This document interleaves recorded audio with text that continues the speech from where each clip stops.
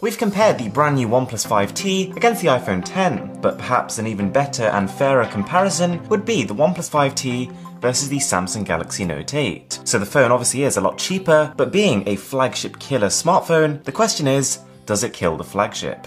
So as you might know, the OnePlus 5T retails at just under $500 or up to $560 if you go for the upper tier storage model, whereas the Samsung Galaxy Note 8 is about $930. But considering the phone has been released for a bit now, you can find it for closer to $900. A couple of things to bear in mind though. This is not my full review. My opinions of the OnePlus 5T are going to come properly in a couple of days' time. And also, it would mean so much to me if you could subscribe to the channel, because we do have a lot more content coming up on this phone, and also a OnePlus 5T giveaway in December. So let's start by quickly highlighting some of the similarities and differences when it comes to features. Both phones have a headphone jack, which unfortunately has become a feature these days, and they also both support Bluetooth 5.0, which means they can connect to two different Bluetooth devices like a headphone and a speaker at the same time. Both also support face scanning as an authentication method, and combining this with rear-mounted fingerprint scanners have a multitude of options to get into your phone. Unfortunately, the one on the Galaxy Note 8 is not only quite difficult to reach because it's so high up the phone, but it's also very small. It's got an unusual shape and is sometimes tough to differentiate from the camera, whereas the 5T is much easier to feel for and a little bit more differentiated. So on the whole, it's going to be a better experience. But this is where the Galaxy Note 8 pulls ahead a little bit, because as well as that, there is also an iris scanner here. Now this is a little bit slower than a face scanner, but is a little bit more secure. But you will find that a lot of people, just because of the lack of speed, they don't actually use it at all. But this phone also has IP68 water and dust resistance, for which the 5T has no certification whatsoever, and it also has wireless charging and micro SD card support.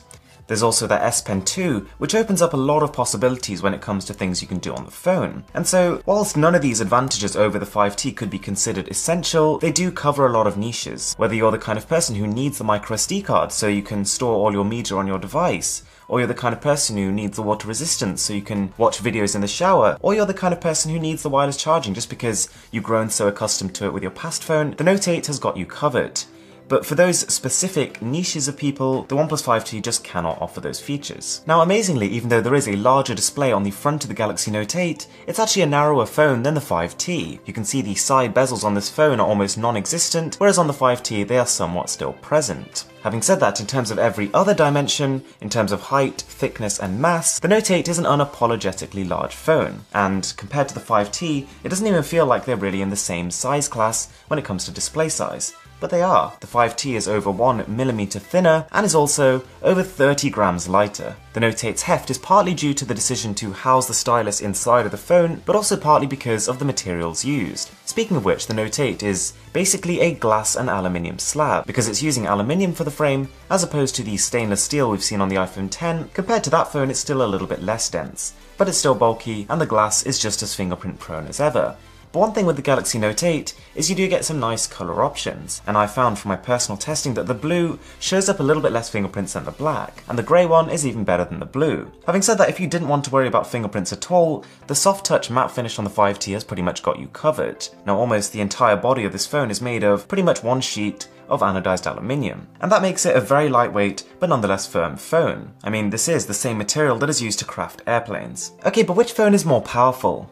Now we are looking at the base models of both phones just to keep it fair, and on this category, they're more or less identical. The OnePlus 5T and the Galaxy Note 8 in most regions have the Snapdragon 835 and 6GB of RAM, which is still a fair bit in late 2017. However, there are no less than 4 reasons why the OnePlus 5T might well be faster than the Galaxy Note 8. The first of which is that there is an option for an 8GB model. Paying another $60, which is not really a big ask over the base model, you get not only double the storage, but also 8GB of RAM, whereas the Note 8 tops out at 6. Now it may be excessive at this point in time, but it's definitely a good future-proofing feature. On top of that, a subtle but nonetheless relevant statistic is that the processor in this phone is actually overclocked. The Snapdragon 835 in the 5T runs at 2.45 GHz compared to 2.35 in the Galaxy Note 8, which is a small and subtle difference, but it's enough to get a few extra frames in any game you play, or a few extra points in any benchmark. Oxygen OS compared to Samsung's TouchWiz just also feels tighter, the animations are slicker, the movements are faster, and also there's far less bloatware on the phone. And the last thing is that the 5T has a far lower resolution display, which of course on balance is not an advantage, but it does help in a few areas, one of them being performance. Having less pixels to push means you can push the pixels that you are pushing at a faster rate. So the OnePlus 5T in a lot of cases will pull ahead for that reason too. In terms of speaker quality, let's just say neither of these phones is going to be an audiophile's dream. They both have a little speaker tucked away in the bottom corner, which is downwards firing, which I guess is better than a backwards firing speaker that we used to see on phones a few years ago, but it's definitely going to be bested by any of the iPhones or the Pixel 2 XL. And then we've got displays, which is always an interesting battle. Whilst the Samsung Galaxy Note 8 has a 6.3-inch 2960 by 1440 display, the OnePlus 5T has a slightly smaller 6-inch 2160 by 1080p display. When you glance at those numbers, it might seem like the Galaxy Note 8 is a little bit sharper, but when you actually do the maths, you realise there are approximately 2 times the number of pixels on the Galaxy Note 8 phone than there are on the OnePlus 5T. So for that audience who's going to inspect their screen really close up, or the kind of people who want to see perfect circles everywhere in the UI, the Galaxy Note 8 is going to be the one for you. Both phones are using AMOLED technology here, which allows for really high levels of contrast and really vibrant colours, and side by side you can really appreciate both displays here. But whilst the 5T has an elongated display with an 18:9 aspect ratio, the Galaxy Note 8 is even taller than that, with an 18.5:9 aspect ratio. So essentially that means when you're scrolling through articles or using applications, the ones that support that display size that is, you'll just get a little bit more content on screen at any one time. Both phones are covered on the front with Gorilla Glass 5, which is good, but the Galaxy Note 8 pulls quite a bit ahead in screen to body ratio, whereas the OnePlus 5T has obviously gone up a lot since the OnePlus 5, sits there with 80.5%, the Galaxy Note 8 has 83.2%, which makes it up there in the top 5 smartphones currently in the market. On top of that, the Samsung also supports HDR10 and it has a 3D touch home button, which means even when the navigation bar is hidden, you can still press into the display and still go home. So whilst the Note almost blows the OnePlus 5T out the water when it comes to display statistics, in terms of battery, it's probably going to swing the other way. Now both phones have an identical capacity of 3,300 mAh, but what's going to be really favouring the 5T here is that the Note 8 has a larger, higher resolution display to push. It's got a heavier UI, TouchWiz compared to Oxygen OS, so that's going to drain more battery too. And also, OnePlus has been very good when it comes to battery optimization. I'm going to call this bit OnePlus Magic because if you've watched any one of my battery drain tests, the OnePlus 5 has always won, even when all its specifications would suggest otherwise. Not to mention, whilst the Galaxy Note 8 comes with Samsung's fast charge 15-watt charger, the OnePlus 5T comes bundled with a dash charge 20-watt charger. And again, from everything I've tested with the OnePlus 5, this phone is going to charge quite a significant bit faster than this phone. So let's talk about cameras. And for the front cameras at least, both companies have gone with a very different approach. Whereas the OnePlus 5T has a super high resolution 16 megapixel front camera, it has an aperture of f2.0. The Note 8 on the other hand has half the resolution, but at the same time a significantly wider aperture. So as with most camera statistics, it's difficult to tell what this is going to translate to in terms of real world performance, but so far the 5T is looking competitive. The rear cameras are where an even larger divergence occurs. With the 5T, OnePlus has gone with a 16 megapixel and a 20 megapixel sensor, both with an f1.7 aperture.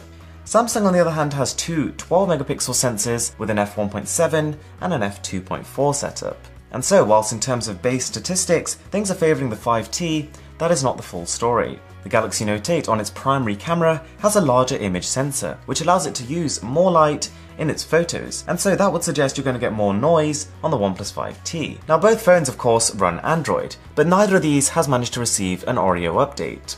Whilst OnePlus has announced that the 5T is getting Oreo just before the end of the year, we have no idea when it comes to the Galaxy Note 8. It's anyone's guess. Samsung doesn't have a very good track record when it comes to rolling out updates. In fact, when it came to their Nougat update, it was about 150 days after Google released the software before Samsung's own phones had it. So guys, that is the full comparison between the Samsung Galaxy Note 8 and the OnePlus 5T. I really hope you enjoyed the video and expect a detailed battery drain and battery charge test coming soon on the channel. If you did enjoy it, it would mean so much to me if you could smash that subscribe button below. And with that being said, I'm Mr. Who's the Boss, and I'm signing out.